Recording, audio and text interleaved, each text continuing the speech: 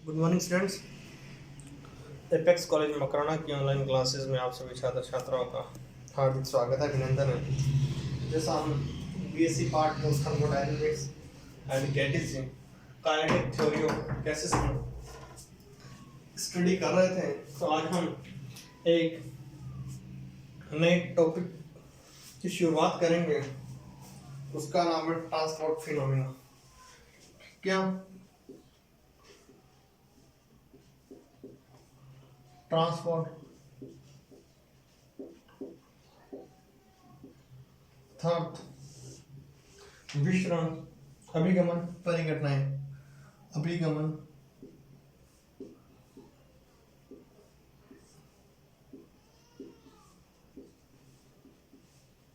सबसे पहले अभिगमन क्या होता है मैं आपको बता दूं। जैसे एक छोटा सा उदाहरण, यदि आप किसी एक किशमिश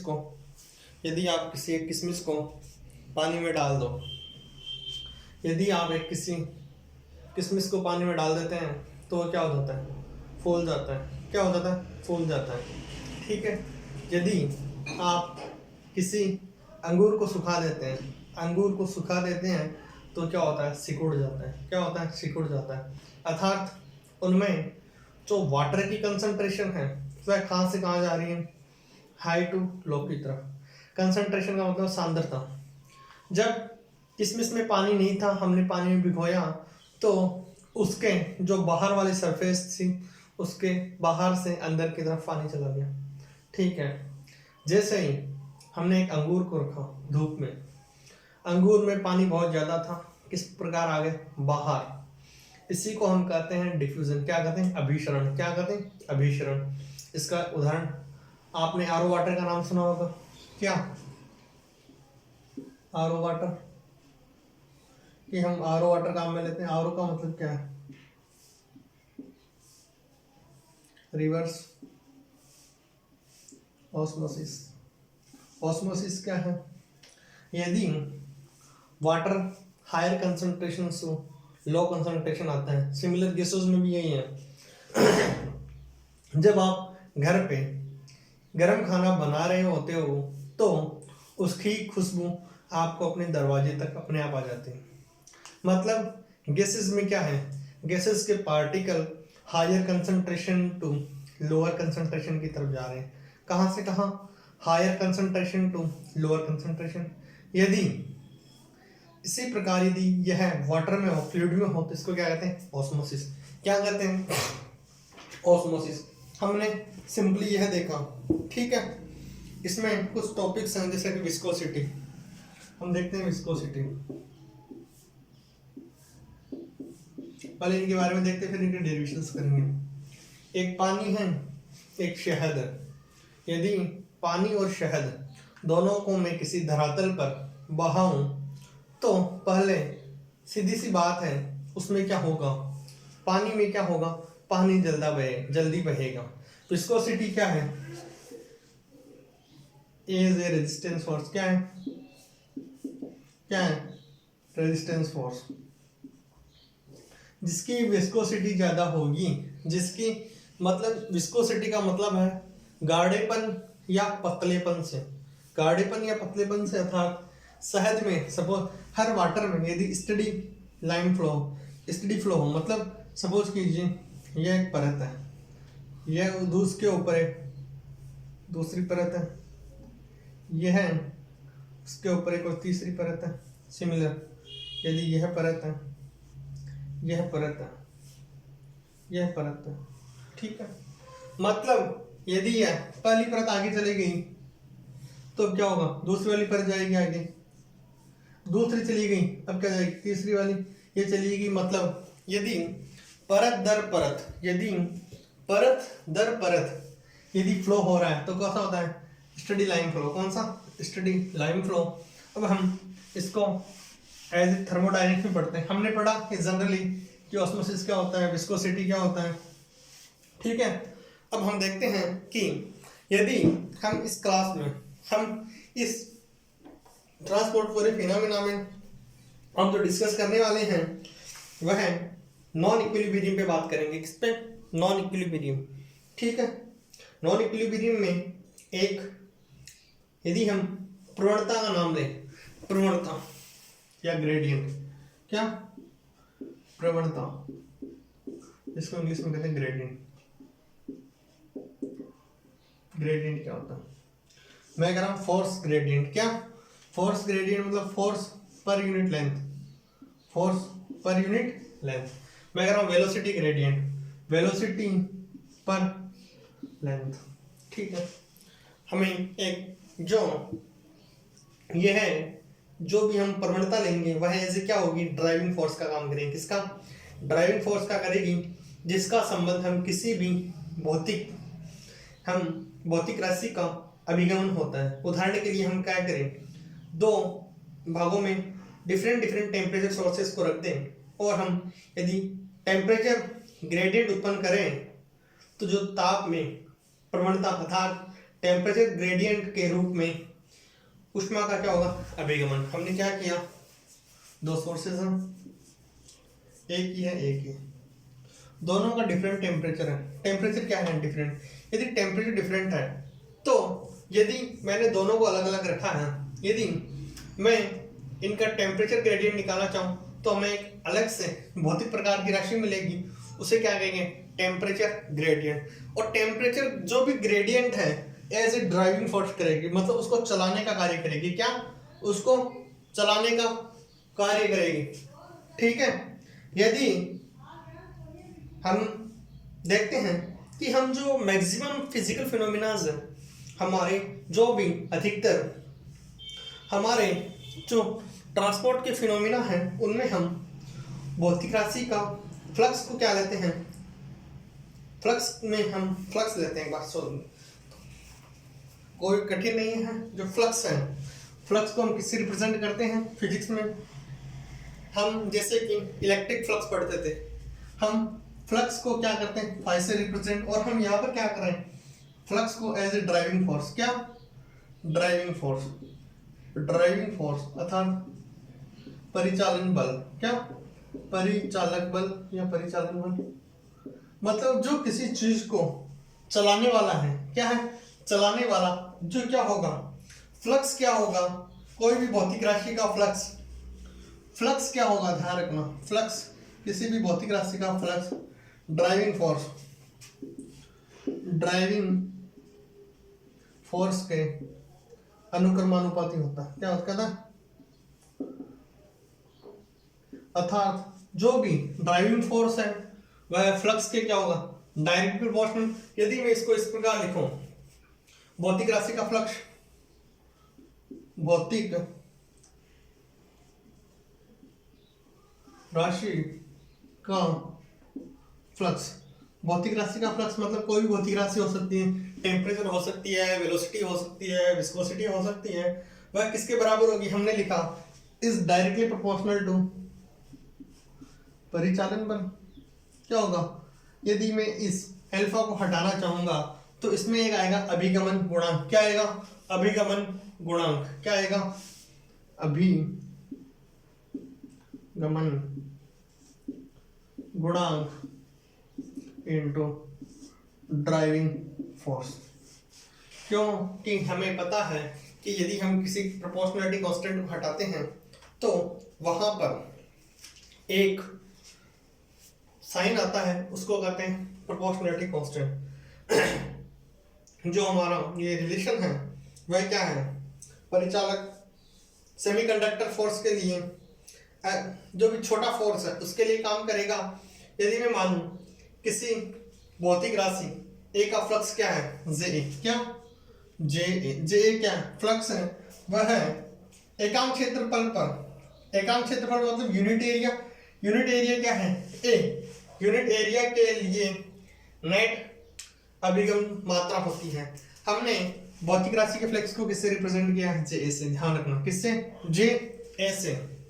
तो हमें पता है कि जब किसी निकाय में आणविक जाति की सांद्रता या प्रवणता होती है अर्थात पृष्ठ के एक और प्रति आयतन एकांक अणुओं की संख्या दूसरी ओर की संख्या से भिन्न होती है। मैंने पहले ही बताया कि जो कंसंट्रेशन होगी वाटर की वह है, सपोज कीजिए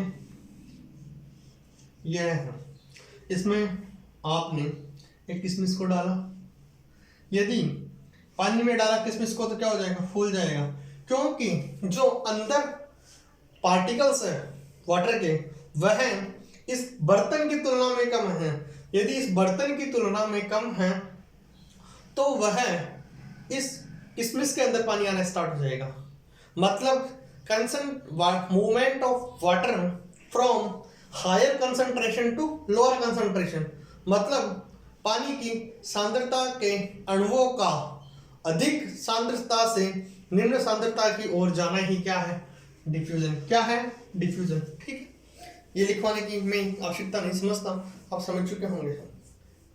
उसे क्या कहते हैं, विशरण। यदि हम मान लें कि यदि n किसी आणविक जाति के अणुओं की संख्या का क्या घनत्व है, n क्या मान लेते हैं, घनत्व है, और तो सांद्रता ग्रेडियंट क्या होगा, सांद्रता प्रवणता क्या होगा, ग्रेडियंट ऑफ n होगा।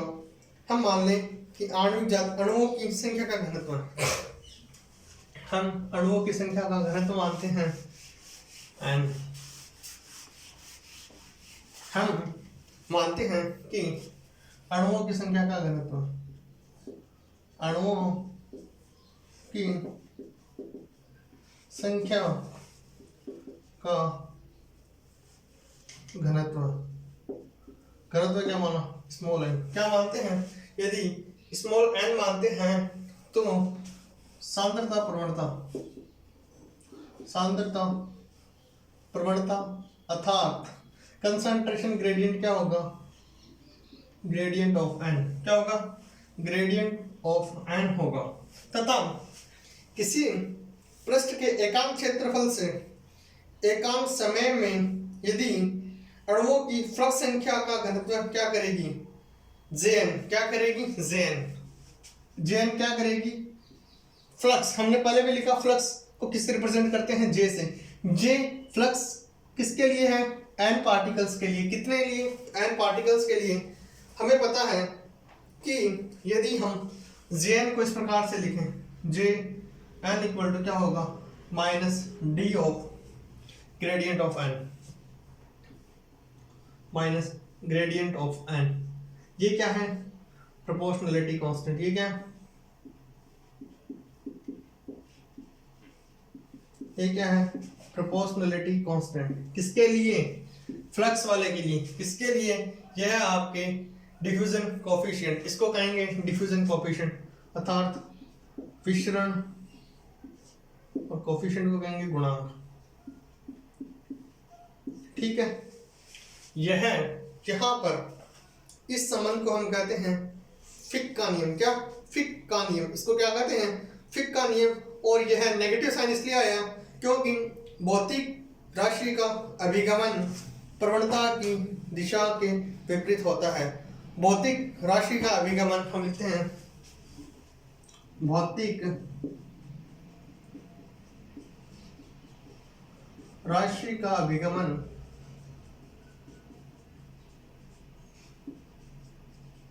प्रवणता की विपरीत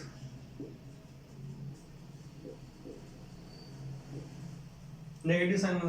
भौतिक राशि है, उसका डिफ्यूजन कैसे होगा, ग्रेडियंट के अपोजिट होगा। इसको क्या कहते हैं, फिक रूल्स ऑफ फिक नियम। फिक का नियम क्या कहते हैं, फिक का नियम। क्या कहते हैं, फिक का नियम। यहाँ तक किसी को डाउट नहीं होना चाहिए। इसको क्या कहते हैं, फिक का नियम। ठीक है, यदि हम मान लें कि संख्या घनत्व n केवल एक दिशा में परिवर्तित हो रहा है। क्या हो रहा है, Jn is in one direction, तो Jn इक्वल टू क्या होगा, Jn इक्वल टू होगा minus D, d into dn by dx। क्या होगा, dx। हमारे जो d है, d क्या है, d की वैल्यू क्या आएगी, d की यूनिट आएगी आपको सेंटीमीटर स्क्वायर पर सेकंड, सेंटीमीटर स्क्वायर पर सेकंड। ठीक है, यदि हम इसको मीटर स्क्वायर या पर सेकंड लिखे तो भी है। यदि हम मान लें कि जब कोई गैस है या द्रव है के वेलोसिटी में हम क्या करते हैं, प्रवणता उत्पन्न करते हैं।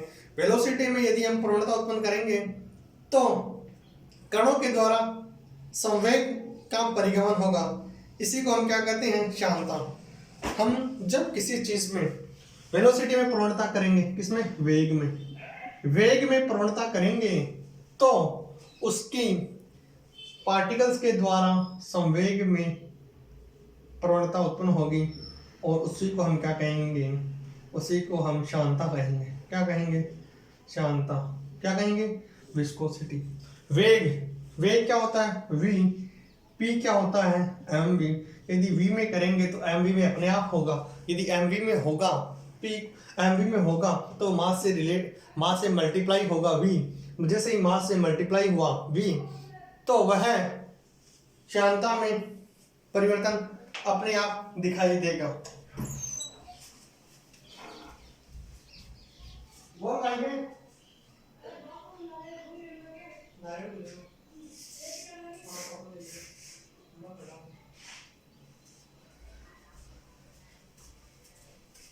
जैसे कि हमने पढ़ा कि वेग में यदि प्रवणता लेते हैं तो उससे श्यानता में प्रवणता पैदा होती है और इसी से संवेग में परिवर्तन पैदा होता है, उसी को विस्कोसिटी कहते हैं। यदि हम कोई भी डिफ्यूजन है वो संवेग वहां के अनिदिश होता है लेकिन वेग प्रवणता के लंबवत होता है। ध्यान से सुनना, जो भी डिफ्यूजन मोमेंटम प्रवाह वेग के अनुदिश होता है, प्रवाह वेग के तो अनुदिश होता है लेकिन प्रवणता के क्या होता है, लंबवत। ठीक है, यदि हम मान लें कि कोई भी गैस है वह किस डायरेक्शन में जा रही है, एक्स डायरेक्शन में। किसमें, एक्स डायरेक्शन में, तो वेग प्रवणता क्या होगी, जेड डायरेक्शन में। किसमें, जेड डायरेक्शन में। सपोज कि एक डायग्राम बनाते हैं।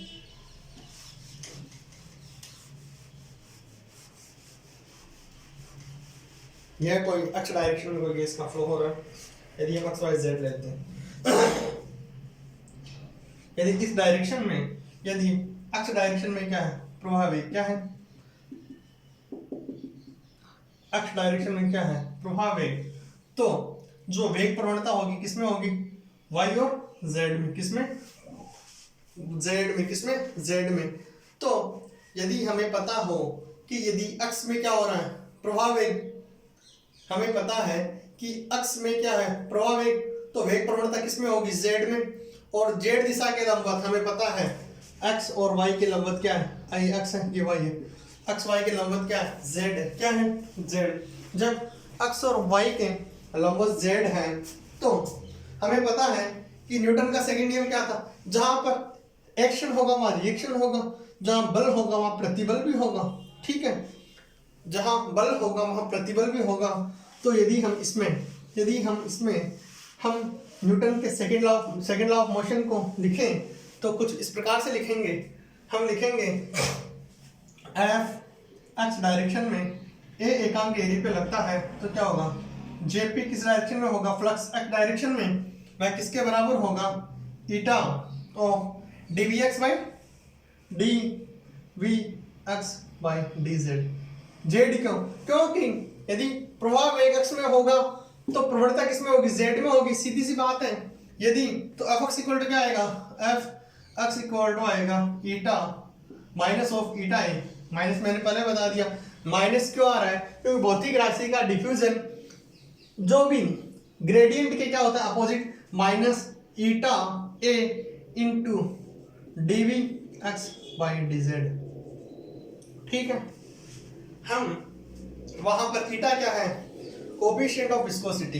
ईटा क्या है, ईटा क्या है, श्यानता गुणांक क्या है, अर्थात कोफिशिएंट ऑफ विस्कोसिटी यदि यह है तो हमें यह नियम किसने दिया, न्यूटन ने दिया था। किसने दिया, न्यूटन ने। अर्थात वेग प्रवणता एकांक होने पर, वेग प्रवणता के लंबवत तल पर प्रति एकांक एक ड्रैगिंग फोर्स होता है, वह क्या होता है, ईटा के बराबर होता है। और ईटा को हम क्या कहते हैं, श्यानता गुणांक। क्या कहते हैं, यदि हम ईटा की यूनिट निकालना चाहें, किसकी, ईटा, यदि हम ईटा की यूनिट निकालना चाहें तो वह हमारे पास आती है न्यूटन पर second, Newton second Newton second पर मीटर स्क्वायर।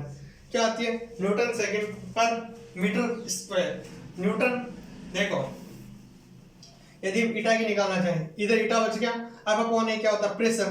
प्रेशर का क्या होता है? न्यूटन पर मीटर स्क्वायर। वेलोसिटी, वेलोसिटी क्या होती है? मीटर पर second. Second second cancel cut गया, सेकंड सेकंड क्या हुआ कि मीटर से मीटर, क्या सॉरी मीटर से मीटर कट गया, क्या बचा?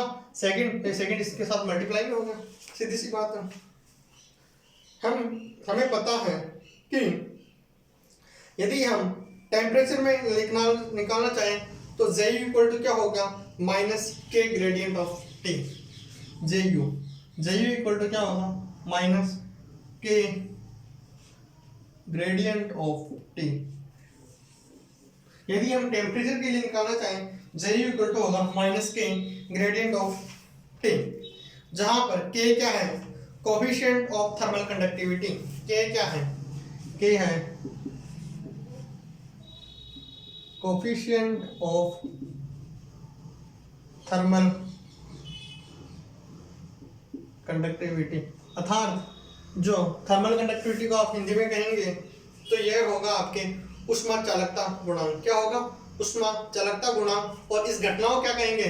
थर्मल कंडक्शन, अर्थात ऊष्मा का चालन। ऊष्मा का चालन। और यदि हम यह फोरियर का, इसको फोरियर लॉ भी कहते हैं। क्या कहते हैं? Fourier law. क्या कहते हैं? Fourier law. क्या कहते हैं? Fourier law. यदि हमें पता है जैसे हम निकाल रहे हैं तो हम एक चीज देखते हैं कि यदि हम एकांक क्षेत्रफल के लिए Q बाई ए, Q क्या है? कोई भी चार्ज है, A क्या है? एरिया है। किसके लिए? Ju direction. Ju किस डायरेक्शन में? एक्स डायरेक्शन में। किसके बराबर होगा? Minus K dt by d x. क्या? Minus K dt by d x. इसको क्या कहते हैं? Rate of charge flow. Rate of charge flow Q equal to minus K A dt by d x. K A minus dt by d x. Very important relation, याद रख लेना। Q equal to क्या होता है? Minus K A dt by d x. जो Q है, Q क्षेत्रफल A से प्रति समय होने वाली क्या है? हीट की मात्रा है। क्या है? हीट की मात्रा। अब हम पढ़ते हैं विस्कोसिटी। क्या? विस्कोसिटी हमारा वेरी वेरी इंपॉर्टेंट। विस्कोसिटी, जैसे हम विस्कोसिटी के बारे में जान चुके हैं कि विस्कस फोर्स क्या होता है? एक ड्रैग फोर्स होता है। क्या होता है? Drag force. विस्कोसिटी क्या होती है? विस्कस फोर्स मोशन के किस डायरेक्शन में लगता है? अपोजिट डायरेक्शन में। किसमें? अपोजिट डायरेक्शन में हम लिखते हैं विस्कोसिटी अर्थात श्यानता। हम एक डायग्राम बनाएंगे।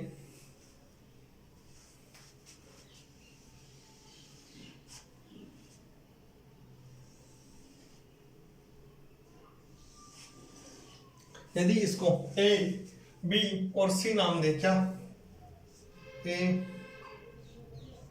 B and this will be, यदि हम इसको A, B, हम मान रहे हैं कोई भी लिक्विड मान लें, या हम यदि उसको फ्लूइड माने तो ज्यादा बेटर रहेगा। फ्लूइड क्या होता है? जो कि फ्लूइड फ्लो कर सके। यदि मैं मानता हूं कि यदि यह, इसको हम P नाम दे दें, इसको Q नाम दे दें। यदि यहाँ पर Vx इक्वल टू क्या है? यदि यहाँ पर Vx इक्वल टू 0 पुट करो, यहाँ पर Z इक्वल टू क्या होगा? Z minus lambda. क्या होगा? Z minus lambda. एक बार आप ध्यान देना, Z माइनस लेमडा, ये क्या होगा? Vx minus lambda, Vx minus lambda into dvx by dz, जो इसके लिए यहाँ पर होगा Vx minus lambda dvx by dz। हमें पता है कि वेग प्रवणता अक्ष में होगी, वेग शांत वेग इसमें होगा, प्रवणता किसमें होगी? z में। हम ये पहले डिस्कस कर चुके हैं।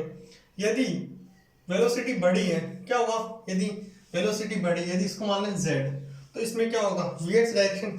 इसमें क्या होगा? Vx direction. यदि हम ऊपर लें तो क्या होगा? यहाँ पर, यदि हम यहाँ पर ऊपर लें तो क्या होगा?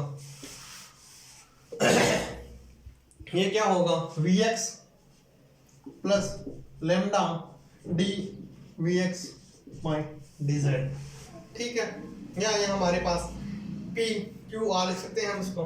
यदि हम इनको पी, इसको क्यू, इसको आर लिखते हैं तो हमें पता है कि शुरुआत में क्या था। शुरुआत में हमारे पास शुरुआत में वेलोसिटी कितनी थी, 0। इसके जस्ट ऊपर वाली लेयर में, यदि ऊपर वाली लेयर में वेलोसिटी क्या हुई, वेलोसिटी सबसे पहले देखो ऊपर वाली लेयर, सबसे पहले कौन सी लेयर लगती है, नीचे वाली, उसके जस्ट उसके ऊपर नीचे वाली, ठीक है, ऊपर वाली सॉरी। यदि ये क्या है वेलोसिटी, ये भी क्या है, एक वेलोसिटी है, इसमें क्या हुआ, वेलोसिटी में क्या हुआ, डिक्रीमेंट, इसमें क्या आया, इंक्रीमेंट, ठीक है। अब हम थोड़ी सी थ्योरी देखते हैं, उसके बाद इस रिलेशन को करने की कोशिश करते हैं। हम मान लेते हैं कि कोई भी गैस है जो XY प्लेन में है, किसमें, XY प्लेन में है, उसमें यदि वह स्ट्रीमलाइन फ्लो हो रहा है, स्ट्रीमलाइन फ्लो में बता चुका, परत दर परत। स्ट्रीमलाइन फ्लो क्या है, परत दर परत। आप उसको हिंदी में कहेंगे तो कहेंगे धारा रेखिक प्रवाह। तो XY गैस के समांतर परतों के रूप में अक्ष दिशा में यदि हम उसको अक्ष दिशा में मान लें, जैसा हमने डायग्राम में दिखाया है, नीचे क्या दिखाया है, Vx इक्वल टू 0। तो AB तो क्या है, जो नीचे वाली परत है, ये तो क्या है, कांस्टेंट है। कांस्टेंट कैसे है, यदि वेलोसिटी 0 है, यदि वेलोसिटी 0 है तो ये तो क्या है, कांस्टेंट। इसके जो ऊपर वाली परतें हैं, इसके ऊपर वाली परतें हैं, उन्हीं में चेंजेस होंगी, वह कुछ इस प्रकार से होंगे। हमने देखा कि वह परत जो इस पृष्ठ के संपर्क में है, जो नीचे वाली परत है, उसका वेग तो क्या है, 0। लेकिन हम जैसे जैसे परत से हम दूरी बढ़ाते हैं तो वेग भी बढ़ता जाता है, जैसा कि हमने दिखाया। 0 है, उसके बाद में कुछ है, उसके बाद कुछ बड़ा है, उसके बाद में भी कुछ बड़ा है। हमें पता है कि जैसे जैसे हम बढ़ रहे हैं, जैसे जैसे हम बढ़ रहे हैं तो वेलोसिटी का मान क्या हो रहा है, वेलोसिटी का मान भी बढ़ रहा है। इस प्रकार हम कह सकते हैं कि जो z डायरेक्शन है, z डायरेक्शन में क्या होगा, गैस का वेग क्या होगा, dv/vz। हमें पता है कि यदि वेग x में है तो प्रवणता किस में होगी, z में। हम कई बार लिख चुके हैं, क्या होगी, क्योंकि अक्ष के परपेंडिकुलर प्लेन कौन सा होगा, y एंड z। अक्ष के परपेंडिकुलर प्लेन होगा y एंड z, तो प्रवणता किस में होगी, z डायरेक्शन में। अक्ष और y में मोशन कर रहा है तो z उसके क्या होगी, परपेंडिकुलर, ठीक है। हमें पता है, तो इसके कारण क्या होगा, जो भी परत है वह अपने से ठीक नीचे वाली परत के लिए एक बैकवर्ड ड्रैगिंग फोर्स का अनुभव करती हैं, जो कि परतों के बीच अपेक्षित गति को नष्ट करने की चेष्टा करती हैं। इसी को हम क्या कहते हैं, इसी को हम कहते हैं विस्कस फोर्स। मैंने कहा कि viscous force is a dragging force. Dragging force मतलब यह परत है, इसको क्या करेगी, रोकने की कोशिश करेगी। जैसा शहद है, शहद को आपने गिराया, जैसे इस शहद को गिराते हैं तो क्या होता है, वह बहुत धीरे धीरे धीरे धीरे पिघलता है। जैसे आपने पानी को गिराया फर्श पे, पानी आसानी से, जैसे आपने घी भी थोड़ा धीरे। यदि हमने देखा कि जो फोर्सेस हैं वो कैसे, ड्रैगिंग फोर्स, कैसे ड्रैगिंग फोर्स है, तो हमें पता है कि AB के लिए Z क्या होगा, 0। AB के लिए Z क्या होगा, 0। तथा हम कोई भी Z दूरी, कितनी, Z दूरी पर यदि हम मानते हैं यहाँ पर Z इक्वल टू क्या है, 0, यहाँ पर क्या है, Z इक्वल टू 0, यहाँ पर क्या है, Z माइनस लेमडा, यहाँ पर क्या है, Z, and this will be Z plus lambda. Z plus lambda के लिए यदि हम इनकी वेलोसिटीज निकालेंगे, वो क्या आएगी, जहाँ पर लेमडा क्या है, मीन फ्री पाथ, हम लिख देते हैं लेमडा क्या है, मीन फ्री पाथ, माध्य मुक्त पथ, ठीक है। और जो भी मुक्त पथ की कोटि की दूरियों में हम वेग प्रवणता को क्या कर सकते हैं, मान सकते हैं, ठीक है। यदि हमें पता है कि अक्ष डायरेक्शन में कोई भी परत जो P से Q को पार करने वाले, P से Q, यदि P से Q है, यदि P से Q को क्या करेगी, पार करने में अक्ष दिशा में संवेग कितना होता है, संवेग होता है मास इंटू वेलोसिटी। मास किसी का मास लिख दो, वेलोसिटी क्या होगी, Vx plus lambda dVx by dz। हमें पता है कि यह किस में लगेगा, Z डायरेक्शन में पूर्णतः। यदि हम यदि मान लें R से Q को पार करने में, R से Q के लिए क्या होगा, R से यदि हम Q को पार करते हैं तो उसके लिए क्या होगा, मोमेंटम अर्थात समय क्या होगा, Vx minus lambda d Vx by dz, यही तो होगा।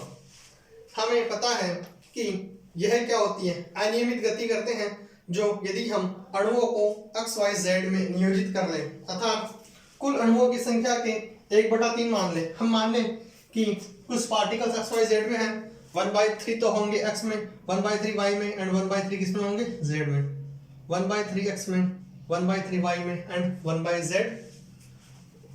1/3 z में होते हैं। तो हम क्या मानते हैं कि प्रत्येक x में क्या होंगे, पॉजिटिव भी होंगी और नेगेटिव भी होगी। तो यदि हम मानते हैं 1/3 को 2 में डिवाइड करें तो क्या हो जाएगा, 1/6 1/6 1/6 1/6 1/6 एंड दिस विल 1। यह positive negative positive negative positive negative, positive x negative x, positive y negative y, positive z negative z। हमने इनको 3 टाइप में माना, ठीक है।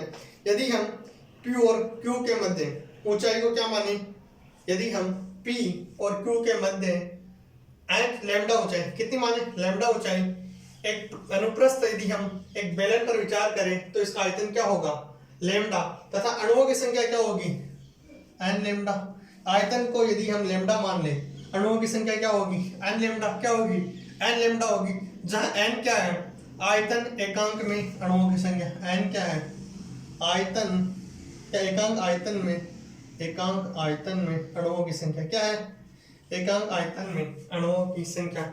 इस प्रकार हम कह सकते हैं कि जो भी अणुओं की संख्या होगी वह कितनी होगी, 1/6, कितनी होगी, 1/6 n लैम्डा, कितनी होगी, 1/6 n लैम्डा, क्योंकि हमने माना कि x में 1/3, y में 1/3, z में 1/3। यदि हम पॉजिटिव और नेगेटिव भी ले लेते हैं तो क्या होता है, 1/6 एंड दिस विल बी 1/6। यदि यह इस प्रकार है और यदि उनकी पार्टिकल की स्पीड कितनी हो, c हो, तो उनको लगने वाला समय क्या होगा, वह होगा टाइम क्या होगा, λ/c। c को क्या माना हमने, स्पीड माना, c को क्या माना, स्पीड मानते हैं।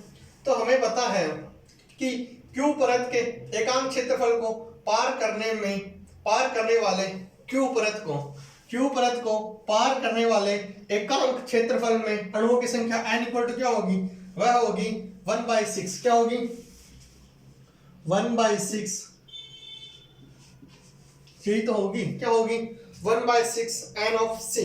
यदि हम सब परतों में यही मान लें 1/6 n ऑफ c, क्या माने, 1/6 n ऑफ c। तो इस प्रकार हमें पता है कि उनका मोमेंटम कितना है, हमें मोमेंटम पता है। इधर देखो मोमेंटम कितना है, ये है, इधर मैं इसको थोड़ा सा रफ कर देता हूँ। यदि इसको मैं थोड़ा सा, हमें पता है मोमेंटम कितना है, 1/vx plus lambda vx into ये है। यदि मैं इसको किससे मल्टीप्लाई करूं, 1/6, किससे, 1/6 इनटू n बार, नहीं c बार इनटू n। ये क्या हो जाएंगे, ये हो जाएंगे आपके इस दिशा में संवेग तो यही होगा, लेकिन जैसे हम Q परत की ओर पार करने वाले Q परत किधर है, ये था PQ, Q परत की ओर इधर ही होगा। यदि Q परत की ओर पार करने वाले, इसमें मोमेंटम क्या होगा, m vx minus lambda d vx by dz into 1/6 and into c बार होगा।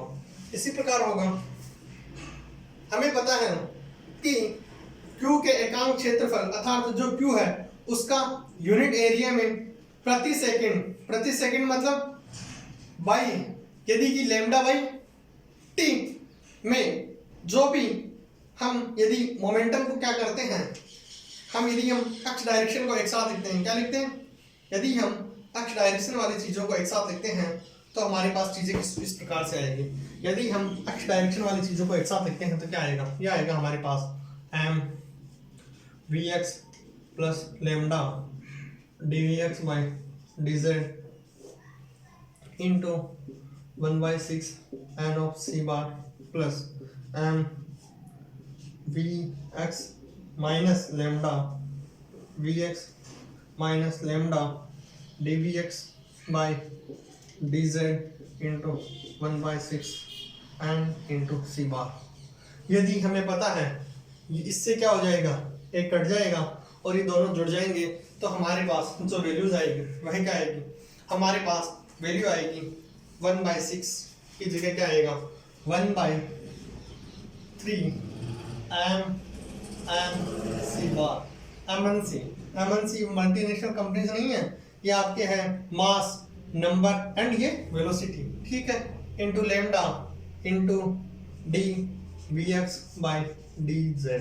हम आज इसको यहीं तक करेंगे, कल इसको हम न्यूटन के सेकंड लॉ तक करेंगे। मैं आप सभी छात्र छात्राओं का अगेन अपेक्स कॉलेज मकरना परिवार की तरफ से बहुत बहुत आभार व्यक्त करता हूँ। Again thank you so much.